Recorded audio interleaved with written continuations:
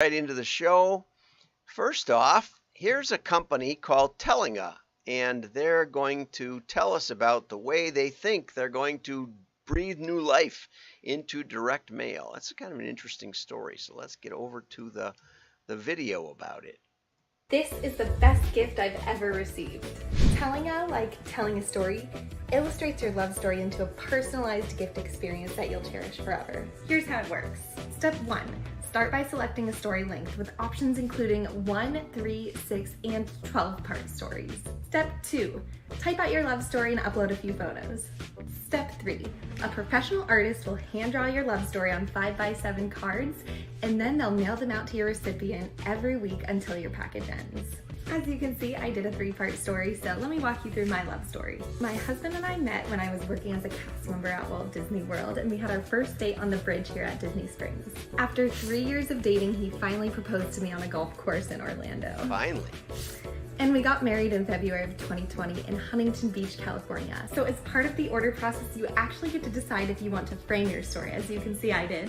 This is the perfect gift for any relationship, and it's completely personalized to meet your needs. Okay, so this is something, that you could send to your girlfriend. I don't know that if my wife sent it to me, if I would care. But that's not where they're going with this. So let's get over to the real story here. And this is from Marketers Media. Let's get this a little bit bigger if we can. Let's see, did we get that to work? Control Shift Plus. There we go. Okay, and tangible with direct mail. Tellinga makes social media. Anyway, they're going to tell his story. So they're saying that you can use this for business, right? Tellinga plans to utilize personalization and targeting to create effective, compelling direct mail advertising campaigns. So that's something. Okay, so I think the idea, then they said the ad will not only stand up, but we guarantee that it will be seen by the recipient. Okay, well, it's a greeting card format, so you're in a good space there for getting it seen.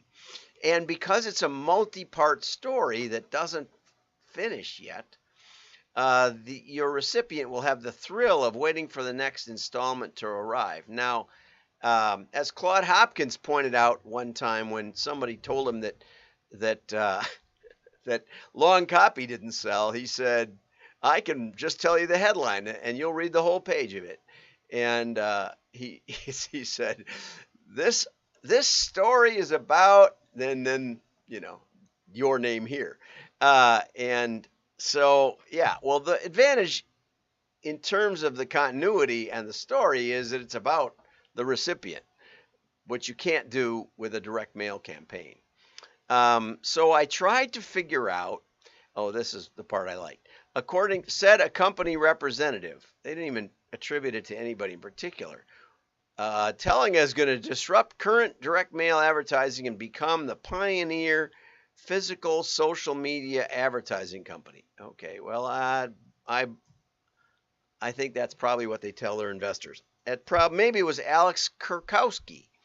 I'll tag him in the post.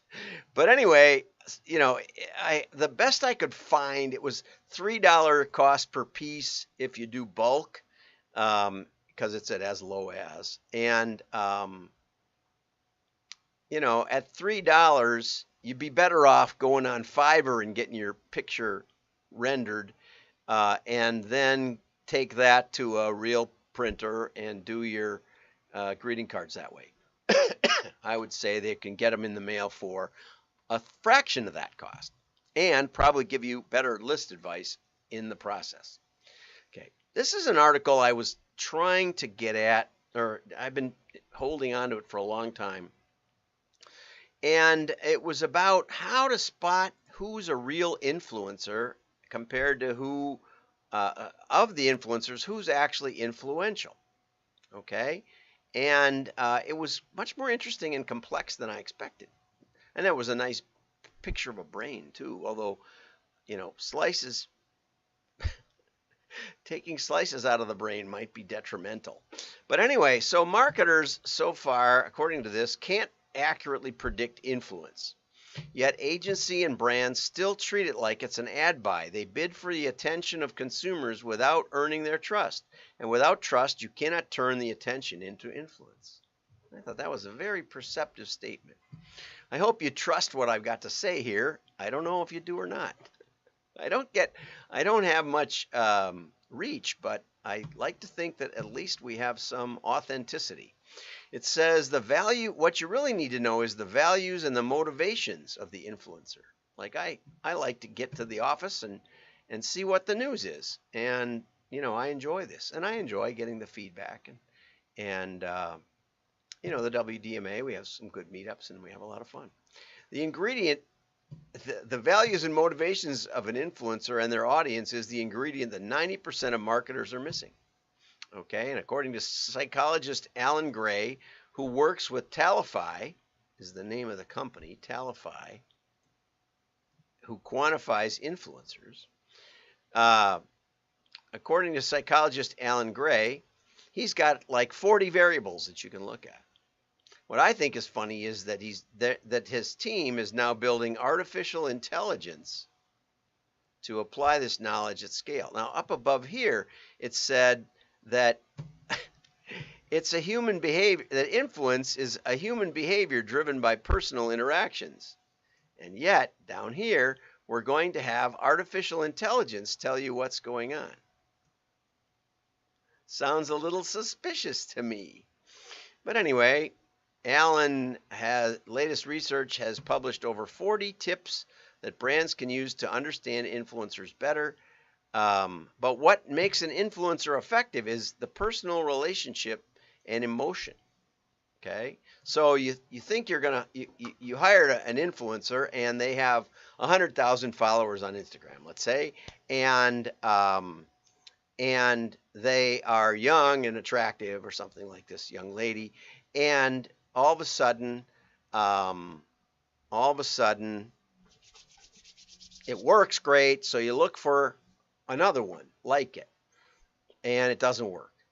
And what you have to understand is it's not just about followers and demographics. It's more complicated. So according to Gray, it's more complicated. Influencers who took their followers on emotional journeys drove better results in campaigns. And one of the things, this is actually tangible. He says a lot of times the influencers will mention a negative side of a product, and they'll use phrases like, "I'll be honest," or "Don't get me wrong." Now, what I learned about influence is somebody says, "I'll be honest with you," you might want to be suspicious of. Because, they're trying to get your trust, and maybe they aren't a trusting person. So anyway, they introduce doubt and negativity, but they also maintain the perception of trust and sincerity. We never suspected he was an axe murderer. He seemed like such a nice guy. That's what I always think of when I think of trust and sincerity. Okay, so the important part is that they're building trust and creating influence. Okay, and so that was an interesting article, and it reminded me of an article that I wrote long ago, probably, integrity as a modeling variable. Okay, and so this is one I have published on LinkedIn, along with 40 some other articles that I think are some are better than others. Our agency said that if we want to appeal to millennials, our message has to be authentic. And this is the authentic message the agency came up with. Could be the product's just no good, right? The dogs don't like it or whatever. And that was used with permission from Tom Fishburne. Okay, so anyway, what I had to say, and this is hard because I don't do this on myself, and I said to myself, now you be as hard on yourself as you are on other people. And all the articles are about how you need to understand your customers. Rarely is much detail offered, right? I thought it was interesting on that video talking about integrity. The video starts with, "This is the best gift I ever received." And then she explains that she created it. So maybe she's gifting herself, but that doesn't count as a gift for me, even though that's what I do. My wife says, just buy yourself something. But it's not, I don't think that's really a gift. So anyway, she's kind of undermined her own integrity right there. That she's basically lying to you because it's not really a gift, even if it's the best thing. Anyway, if it would have come from her husband, maybe. But would it have come from her husband? Probably not. Because he just didn't think of it in time. So anyway, everybody says you need to understand your customers, and you can do machine learning or AI or like that last article said. But almost nobody tells you what variables matter, right? Some will sometimes tell you about recency, frequency, and monetary, which are the foundational ones, and they're probably the most powerful, except in certain contexts. Our own system is limited to 500, but even then, mostly it's no more than about 200 are important. But you rarely get a variable that quite fits what you're looking for. So you might guess that soccer moms are driving SUVs, or I was talking to a retailer the other day, and they said they had a lot of SUVs in their parking lot. So maybe they should market to SUV owners. And but the problem is that even if your Department of Motor Vehicles is still making that available, you probably will only match reliably a small percentage of your customers. Right? Because maybe it's registered in someone else's name or a business name or who knows what else, but that's kind of the way it works. Okay. Now, so even if there's only 200 that matter, there's probably an infinite number of possible variables. Like how far am I from the center of the sun? I mean, there's 200 billion stars in our Milky Way. So you could come up with a variable. How far am I away from Alpha Centauri? How far am I away from Sirius? Would any of those matter? I hope not, right? Maybe, maybe not. No, pretty much not, because we have theories that separate the good variables from the bad before we start. And that's part of what humans bring to this. It's not just about big data. It's not just about how many variables you can pile up. But the most important variable in modeling, I think, or John thinks we should say, is not in the customer database. It's the ability of the modeler to interact with the model and not kid himself. And that's integrity. Okay? And the hardest part is taking variables that have a high correlation value, but you're pretty sure they're not going to work. Now, we do a validation. We separate the mailing results into two piles, basically. And, that's why we tell our clients, we probably can't do much for you unless you're mailing at least 100,000 pieces at a time, because we want to split that into 50,000 in the modeling pile and 50,000 in the validation pile. And what we're looking for is continuity. We want to see if a variable, maybe in one pile, one guy who was a disabled veteran in, a good example was in fishermen. We were doing prospect modeling, and we looked at their prospect mailing, and we were looking for the response per zip code. And what we found was that in Arizona there was a zip code that had only one piece mailed into it, which isn't that uncommon out in the country. Even on a mailing list of 500,000, you'll get lots of zip codes that only have a couple going into them. But lo and behold, we got 2 subscriptions from that one mailer. And so that was our best zip code. And so whatever the geodemographic definition of that particular zip code, it would have an undue influence on our model. And that's when we changed the way we model, right? Because it was not statistically valid. And when we verified, did the validation, the characteristics of that one would disappear. Same thing happens with one big order when you're doing like business to business or business furniture or something like that. It can throw that stuff off. And so validation says, okay, is it found in both data sets? Doesn't mean it has to be, but if it isn't, you should be cautious. So, but that process takes time. You know, one very famous modeler, one of the first people that got into this in direct mail, I won't say his name, but one of my clients told me that they had bought a model from him, and they asked if the model had been validated, and he said, you have to pay extra for that. So anyway, the tough part becomes when the client told us it was due next week, like a week from now, and actually it turns out it's due tomorrow. And you know, with most large press runs, you can't just move your press date back a week because the modeler didn't get done in time. And so I wrote this article when I had just found that out and was planning to stay up all night putting together a three-tiered model where we had three offers, and we wanted to do those in a hierarchy and run our buyers through all three. And meaning that there was one big model, but there was three parts to it, and there was probably 25 validations and looking it over and trying to think about it, looking for something creative, and then three separate pulls the next day. So I was going to be doing an all-nighter, mostly just because that's what we do when no one's looking. That's integrity, and that's a tough deal. So that, you know, you can take that or leave it. I hope I've earned your influence.